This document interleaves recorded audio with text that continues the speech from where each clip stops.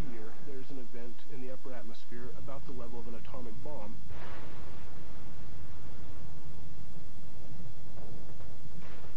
Can technology save us?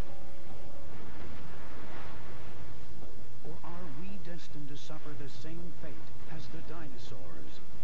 We're going to be living that kind of Mad Max existence. Most of us can't exist in a Stone Age setting anymore. I certainly couldn't. Will mankind survive the next mass extinction? On Animal Armageddon.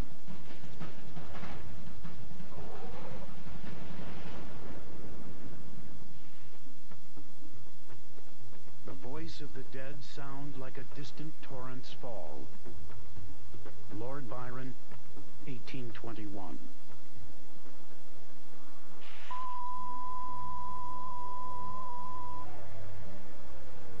Imagine coming home one night, turning your television on, and seeing this on the evening news. Scientists estimate the asteroid to be 6 miles in diameter. That's roughly the same estimate to be 6 miles wide, with a 99% probability of striking the Earth. If en route, a flood of refugees is evacuating the East Coast tonight. This might seem like science fiction, but one day it will be real. Our solar system is swarming with asteroids. As recently as March 2009, we narrowly missed getting hit by a 200-foot wide killer. That's big enough to cause an explosion equivalent to a thermonuclear bomb. Most of them are well behaved, but they get perturbed by the gravity of big planets, especially Jupiter, and in our case become Earth crossing, and some hit us. The scars are all around us. 800 square miles of forest leveled by an impact in Siberia in 1908.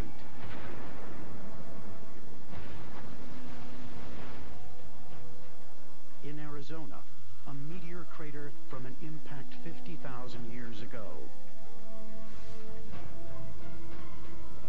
And in Mexico, the most catastrophic impact of all created a massive crater 65 million years ago and completely destroyed the reign of the dinosaurs in less than 12 months. Scientists call this impact the KT mass extinction.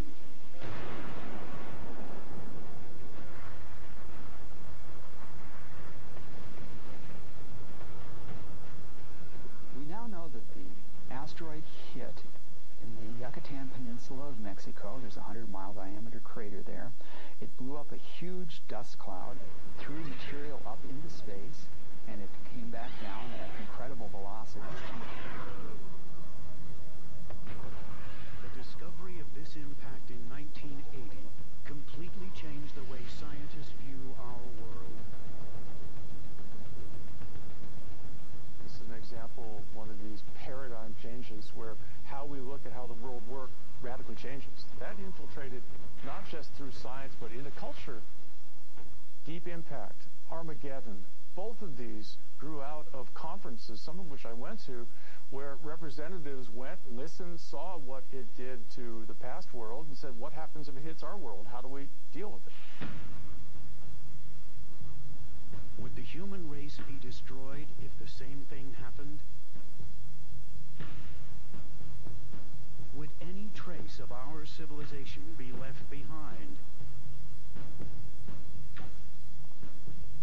We know it will happen sometime. It is inescapable.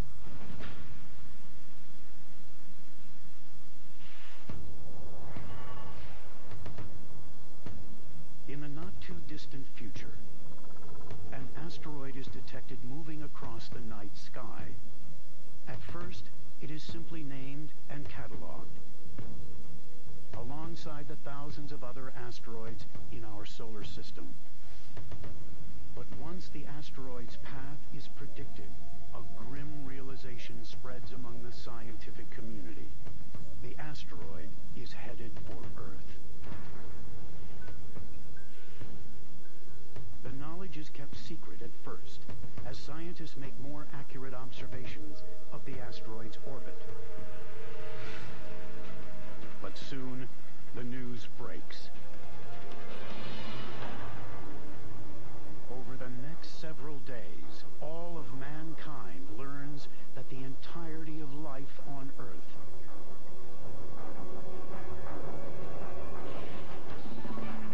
2 million species, all of this could be gone in an instant. Well, the prediction that we will be hit and that it's not a false alarm is going to be very much equivalent to the very stages that one goes through when told that you have a fatal disease and you only have X months to live. I mean, we go through these many stages of denial and anger, and sooner or later, perhaps acceptance. Unlike humans, the dinosaurs lacked the intelligence to know what was going to happen to them, so they couldn't prepare for it. But we can. Science provides a detailed understanding of everything that's coming. We can actually estimate the average number of people per event that would die, and based on that, we can estimate what we would need to do about it. How many resources should we spend on this problem? How does it compare to other risks? But will that give us the edge to survive?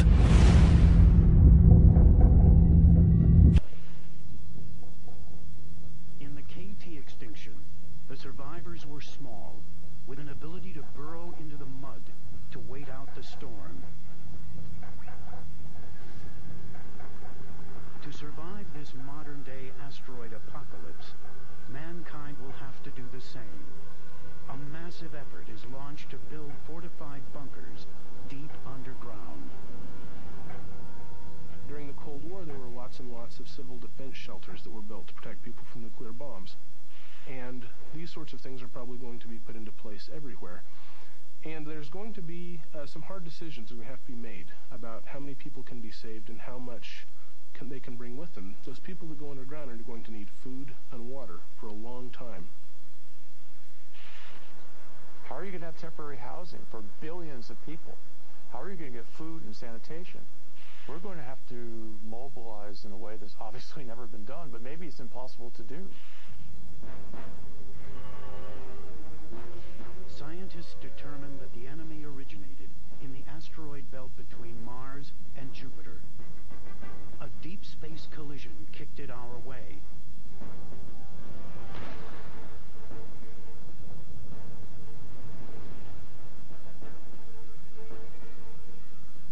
The rock itself is nearly 6 miles wide, the same estimated size of the asteroid that killed off the dinosaurs.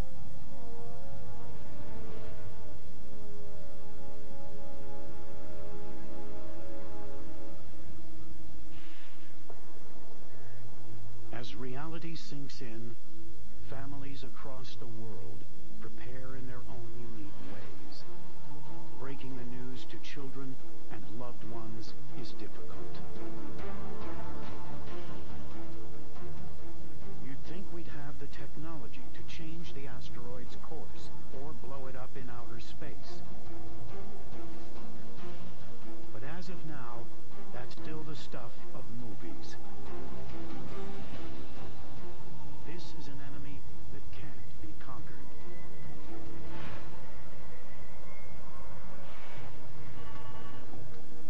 With 7 months left, scientists try to pinpoint the impact site. There's always uncertainty in measurements. Astronomers don't have perfect resolution, so there's a little bit of uncertainty. So one strategy that's been suggested is to actually put a transponder on the asteroid, an instrument that's kind of like GPS that can tell us exactly where it is, and that would actually reduce the uncertainty. A NASA transponder is launched. After a complex rendezvous with a speeding asteroid, it touches down. Using solar panels for energy, the transponder begins beaming its coordinates back to Earth. A precise measurement of the asteroid's path is plotted. The target is one of the most heavily populated areas in the world, New York City.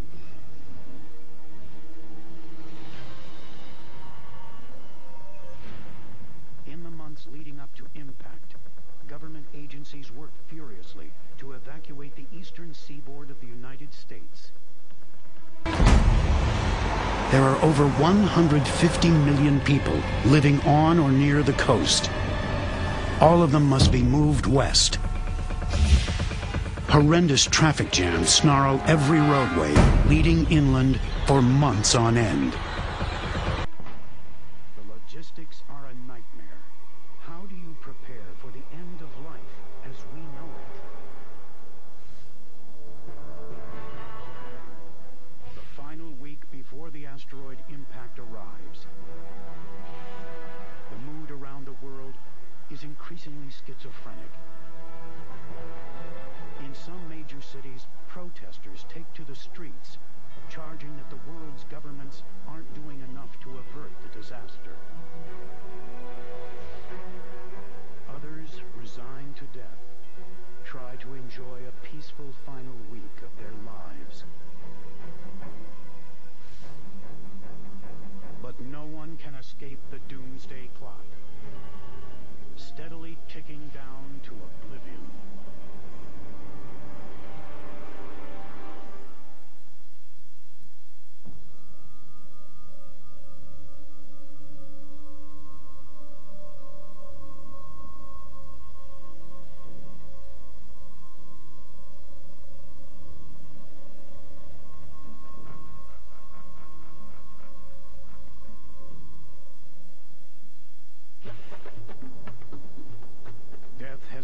Himself a throne. Edgar Allan Poe, 1831. What if the same asteroid that destroyed the dinosaurs struck our world?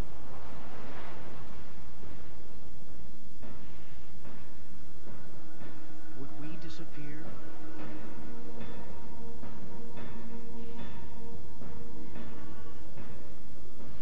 It is no longer an academic question.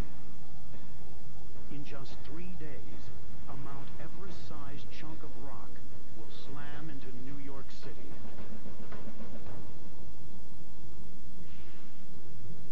Fear grips the human race in the closing days. There is no entertainment, no movies, no sporting events. Only the news. The constant relay of evacuation plans, refugee information, and updates on the asteroid's moment-by-moment approach.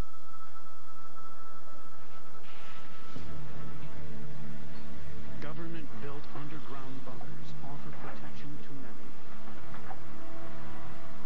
Thousands are built in the months leading up to impact.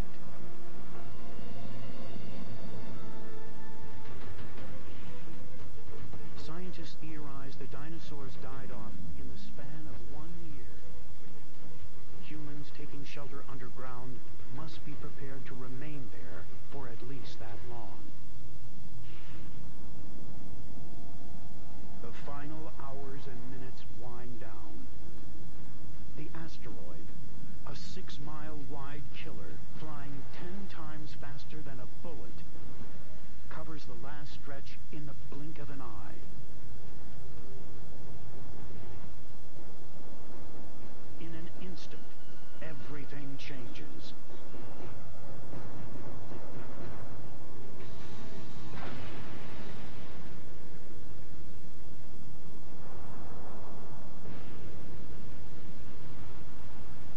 It would be blinding when an asteroid comes into the Earth's atmosphere. It is coming so fast that it lights up brighter than the sun.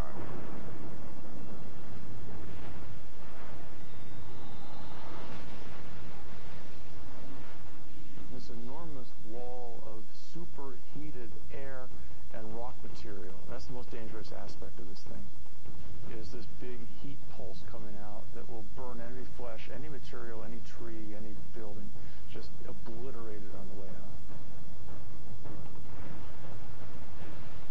New York City is completely annihilated. The collision is so violent that in 2 seconds, the 5 boroughs are pounded into a hole 40 miles deep. All of this rock and debris, crushed and heated by the violent collision, explodes with the energy of 100 million hydrogen bombs. All this debris that's being launched out of the crater, that's also moving through the atmosphere at such high speeds that it's glowing, and it's glowing very brightly and incandescently. Beneath a colossal mushroom cloud, a new killer speeds outward from ground zero, a shockwave of vaporized rock.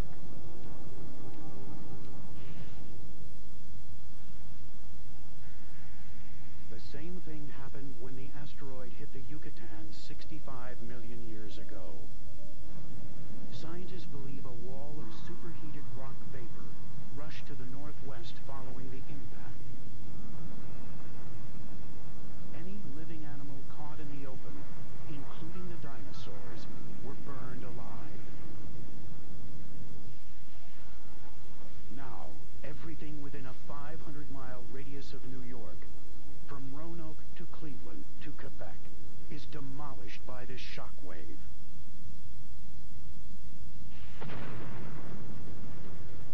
The 2,000-degree wall of flame rips through the countryside twice as fast as a tornado. Almost everything in its path is completely obliterated. You have a much better chance if you can be in not straight line from this thing, because this wave of energy is just going to hug the ground and go over it. It might be pushed up over a hill, and underneath it you might be able to survive underneath this thing. But flat line of sight between you and that impact is a dead zone. It will take 1 hour for the shock wave to cool and dissipate, but there will be no respite. A disastrous ripple effect is already sweeping the globe.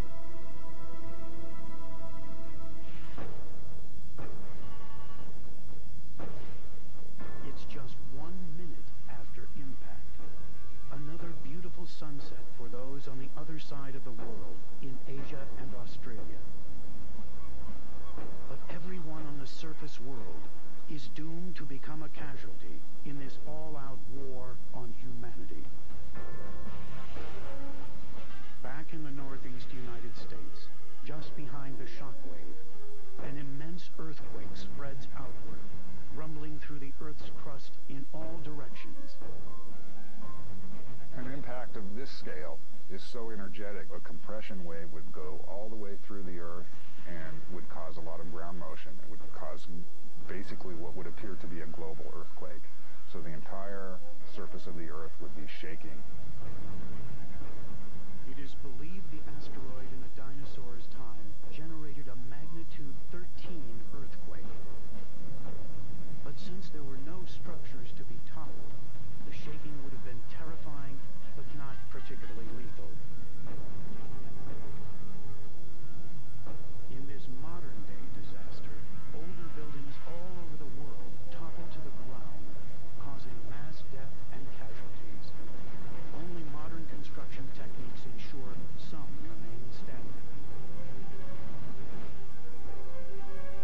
For the world outside of the northeastern U.S., this earthquake is the first great challenge to their survival.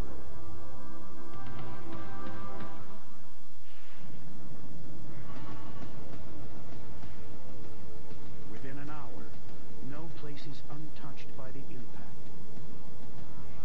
The entire northeast United States is shrouded in the most colossal mushroom cloud the Earth has ever known. And it's still just the beginning. The deadliest episode of the dinosaur extinction wasn't the initial explosion.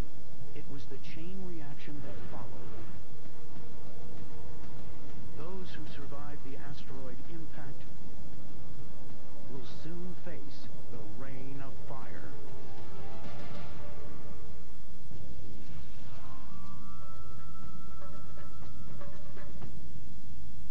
Currently, scientists have cataloged over 6,000 NEOs, or near-Earth objects. These are asteroids whose movements throughout the solar system cross Earth's orbit.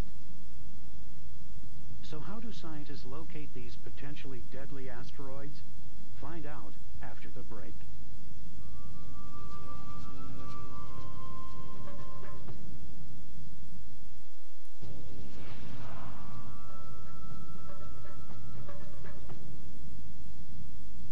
How do scientists find NEOs, or near-Earth objects?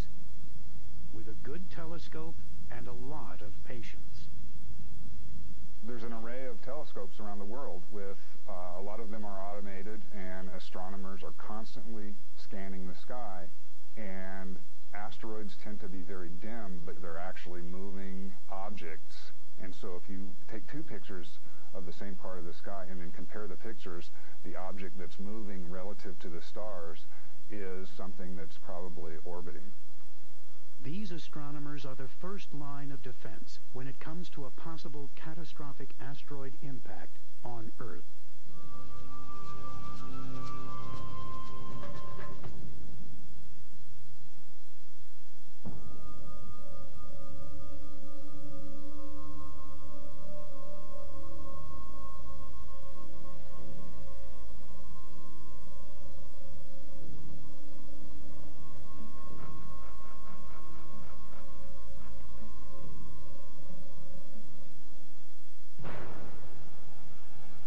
It's the world's worst nightmare come true. The same catastrophe that annihilated the dinosaurs has happened to us. It seems like the world is on life support. There's no guarantee that anyone will make it.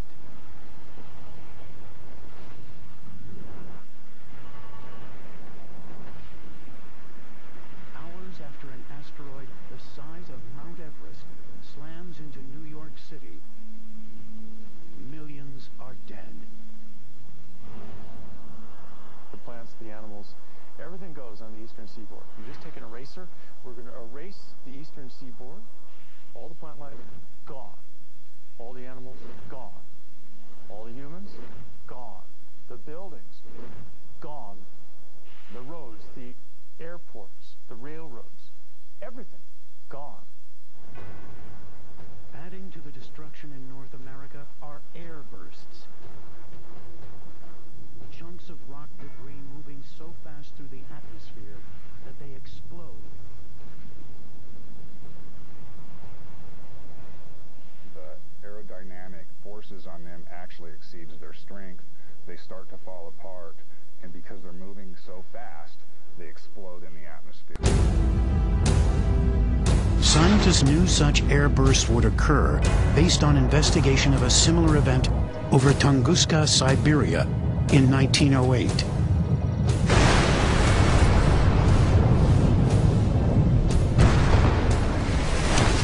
There was a big explosion in the size of a large nuclear explosion. It created a shock wave that blew down trees over an area of something like 800 square miles. And we've been modeling that, trying to understand the physics behind how that happened. And I think that a large impact would create lots of secondary impacts. 4 hours after the impact, the destruction of New York and the surrounding countryside pales in comparison to what is about to happen. Think of the amount of rock, 120 miles, a cavity, a mile deep. That amount of material gets thrown up in space. All of it, from large rock size to dust particles.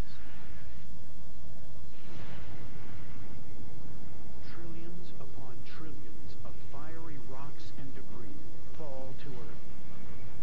A global firestorm that superheats the air like an oven.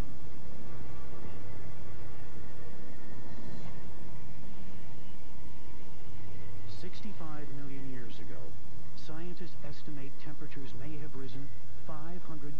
1,000 degrees in a matter of hours. Forests burned to the ground. Fire was everywhere. It was the most destructive episode of the dinosaur extinction. The entire Earth's forests are thought to have burned at the end of the Cretaceous. That's what we have to look forward to. Burn down North America from stem to stern, from west to east, east to west. It's gone. All the power plants burn, the coal refineries burn. There's no gasoline anymore. Your entire infrastructure, all the cities are burned down. 6 hours after impact, much of the world is an inferno. The monuments of our civilization are incinerated. What took thousands of years to create, wiped out in just hours. No human on the surface can survive. If it's the size of the KT dinosaur killer, you got to be underground. There's no building a brick house. You're not going to be like the Three Little Pigs and hope even the brick one's going to keep that big bad wolf out. You got to be underground. It's got to be subterranean. The ideal shelter in the event of an asteroid impact is not unlike a bomb shelter built during the Cold War. It must be deep underground, 10 feet or so below the surface. It must have its own power source and water supply. Air must be filtered from the outside. And an effective sanitation system is key. Without realizing it, the survivors underground are doing just what their mammalian ancestors did 65 million years ago. At that time, early mammals, most the size of small rodents, took shelter in burrow holes, caves, or any other small protected space. The same strategy protects us in this modern-day apocalypse. Survivors locked away underground are safe, but for how long?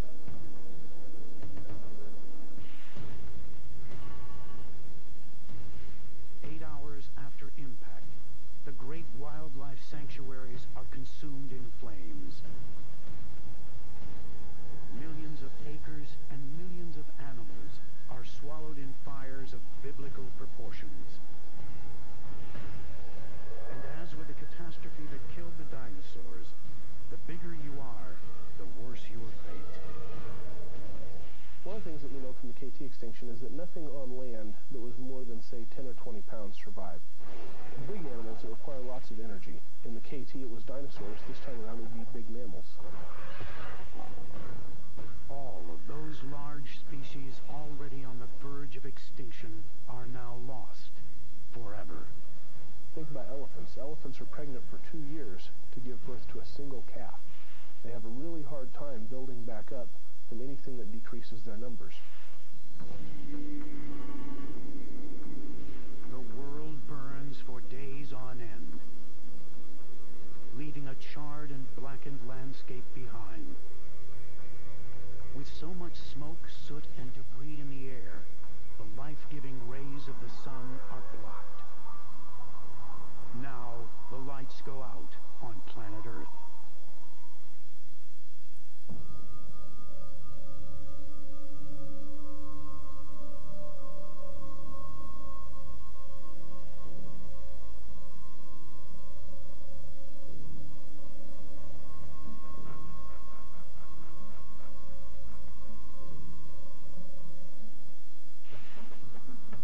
Night, the shadow of light, and life, the shadow of death.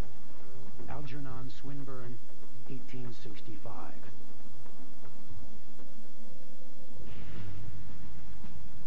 Could humanity survive the killer asteroid that wiped out the dinosaurs?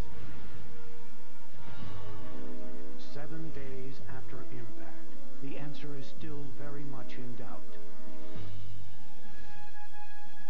A remnant of humanity is secure in underground bunkers. But for months to come, the surface world will be shrouded in darkness. It may prove enough to starve the human race into oblivion.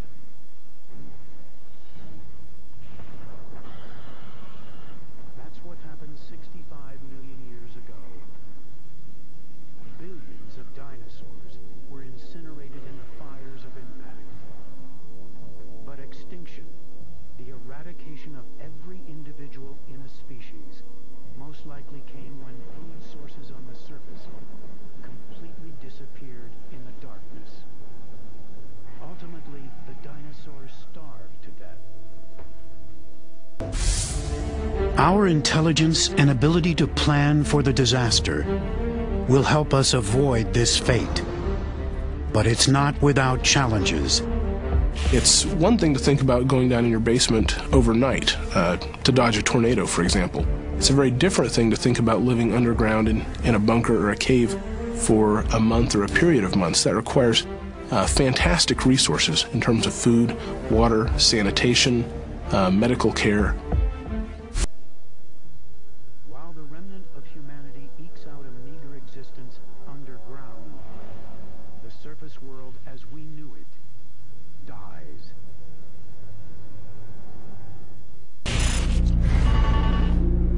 One month after impact, Earth is a ghost world that continues to change in the darkness.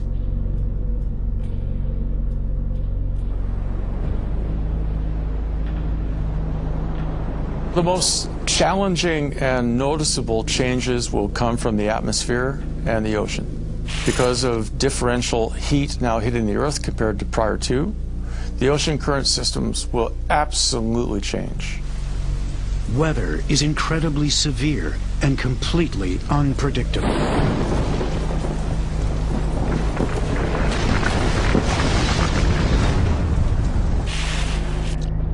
Some places are buried by raging blizzards. Others suffer torrential downpours that last for days.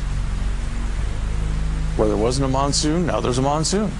Where it used to have a lot of rain, no rain. Where it used to have no rain, a lot of rain. Some deserts are going to bloom. Some rainforests are going to dry up. And the trouble is, it keeps changing. But finally, the smoke clears. 12 months after impact, the sun peeks out of the clouds. 65 million years ago, the sun returned to a world without dinosaurs. All of them dead in less than a year. Luckily, most scientists believe that if the same impact struck our world, some portion of humanity would survive the year-long period of darkness. In nearly every case, underground bunkers would make the difference. Survivors would emerge to a surface world completely shattered by the impact and its aftermath. The world's cities are gone. There's no electricity, no telephones or radio. Cars are useless. Electronics, nothing more than garbage. Humanity has been bombed back to the Stone Age. We're going to be living that kind of Mad Max existence. You're going to have to dig down and get those cans of dog food or whatever it takes to get. If mankind manages to avoid extinction during future impact, that just means that we survived. It doesn't mean necessarily that we survived with high technology. Those people suited to this world are not necessarily those that were most prosperous before. We like to think of the survivors as being someone from the big city who went down into a bunker outside of Chicago or New York or Paris or someplace like that. It's probably much more likely that it'll be a few people that may be very far from the actual impact itself, people that are already living a low-tech lifestyle. They won't have to adapt to living without high technology because they haven't been living with it all along.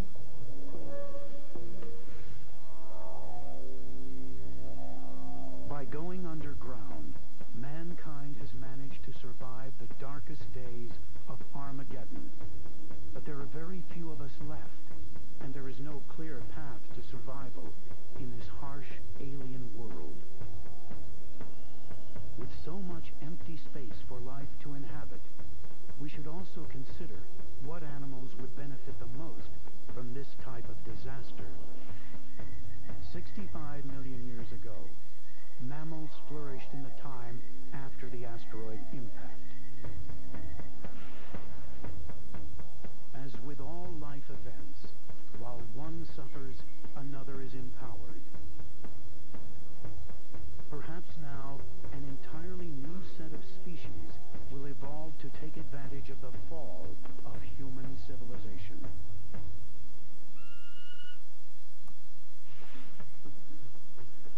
I think we are in Rat's Alley, where the dead men lost their bones. T.S. Eliot, 1922.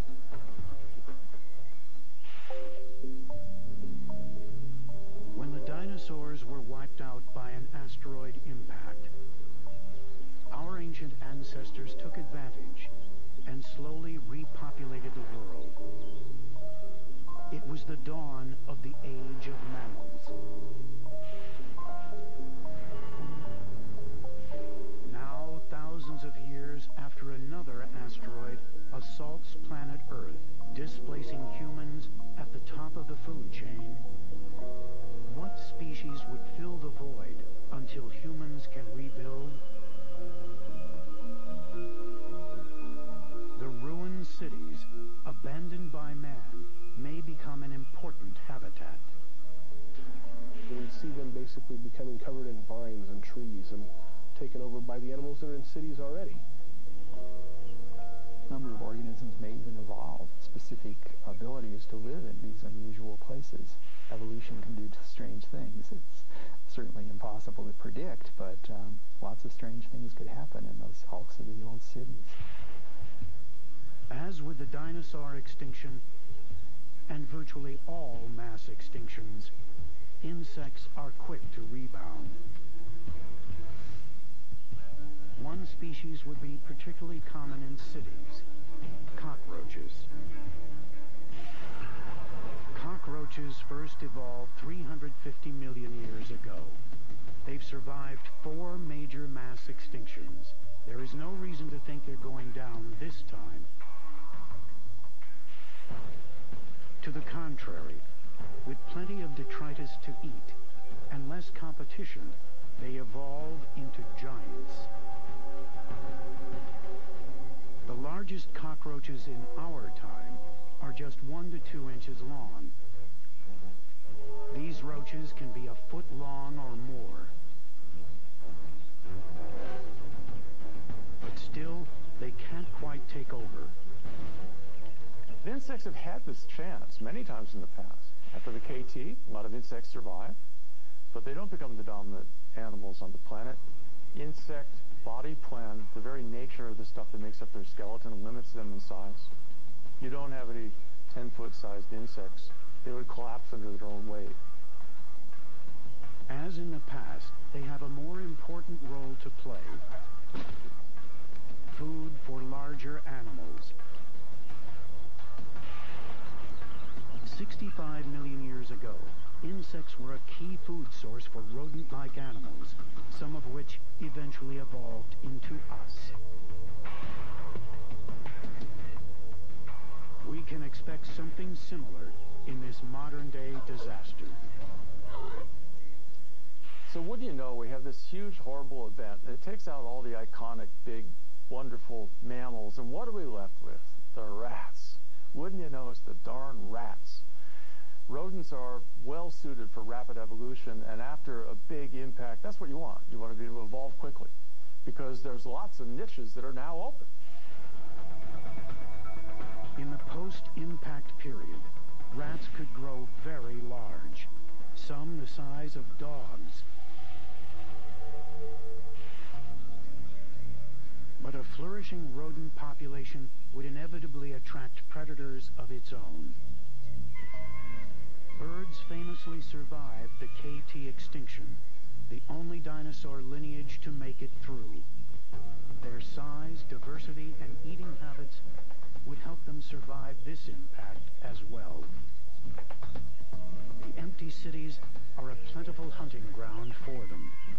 A city is a complex three-dimensional environment. You can imagine them as sort of like mechanical equivalents of forests and canyons. And the things that tend to do well there are things that are good at moving in 3 dimensions. So I'd imagine that in the empty cities of the post-impact future, falcons might be kind of the top predators because they could see everything moving on the ground. The falcon stalked the supersized rats from above.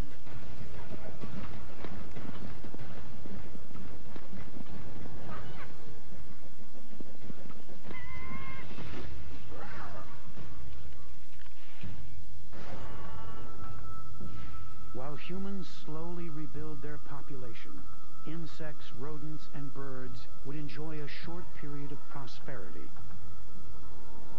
If it's a KT level event, probably humanity is going to be knocked back to just a handful or maybe even one little pocket of people someplace. And that as they start to recolonize the globe, their numbers are not going to be very big. But eventually, mankind would rebuild itself. It's impossible to predict what their lives would be like, but almost certainly they would wonder one thing. Was there anything their ancestors could have done to prevent Armageddon?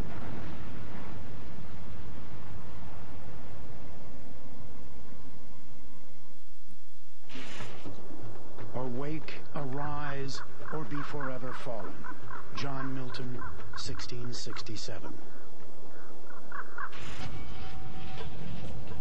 Since the 1980s, scientists have investigated the disaster that wiped out the dinosaurs. The devastating effects on our planet are well known. This research was important as we know that this will happen again sometime in the future. And so the search began for killer asteroids in our celestial neighborhood. The number of known asteroids keeps increasing, not because there's more asteroids than we thought, but because we've had more time to look. None of the asteroids that have been found to date are on impact trajectories, but as you might expect, there are a lot that are whizzing by as near misses. Most notably, there's an asteroid called Apophis, which is going to come very close to the Earth in the year 2029. So that's one that NASA is keeping a very close eye on. There are 2 main strategies for averting an impact. Destroy the asteroid or move it out of the way. But destroying the asteroid with nuclear weapons was quickly dismissed.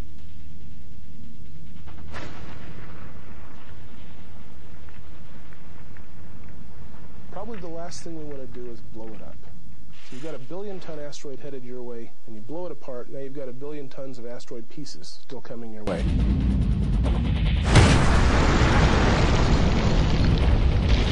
So if you break a big asteroid into 1 million fragments, you're going to have 1 million nuclear explosions all over the atmosphere of the Earth. Is that better or is that worse? I don't know.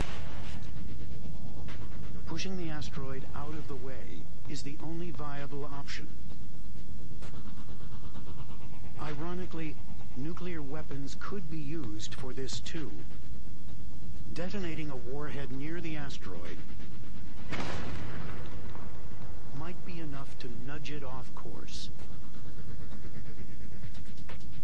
It would eject a mass in one direction and push the main mass of the asteroid in the opposite direction. A similar technique employs a kinetic impactor, just a large hunk of metal sent on a collision course with the asteroid. It's a very small force, but if you put that small force on it well enough in advance, you can change the trajectory enough to miss the Earth.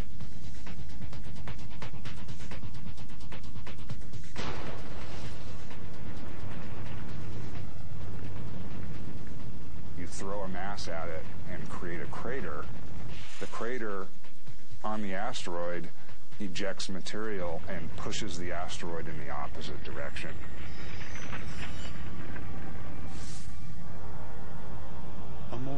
elegant method is the use of a gravity tractor. A spacecraft sent out to rendezvous with the asteroid. Incredibly, its own gravity might be enough to gently tug the asteroid off course. You have to have a propulsion system on that mass, but you don't actually have to tether it. It's gravity that is tethering your mass to the asteroid, and you very, very gradually change its course by pulling on it very, very slowly, but it takes years. But all of these diversion tactics are dependent on one thing: time. It would take around 20 years for even the most promising strategies to work.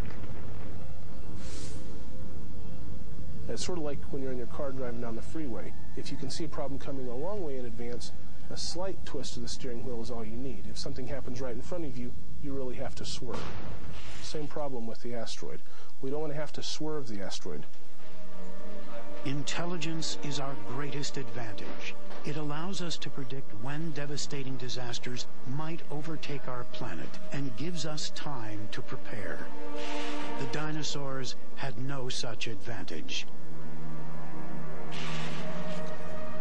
If an asteroid is headed our way, will we, at some point in the future, be driven to extinction like the dinosaurs? Only time will tell.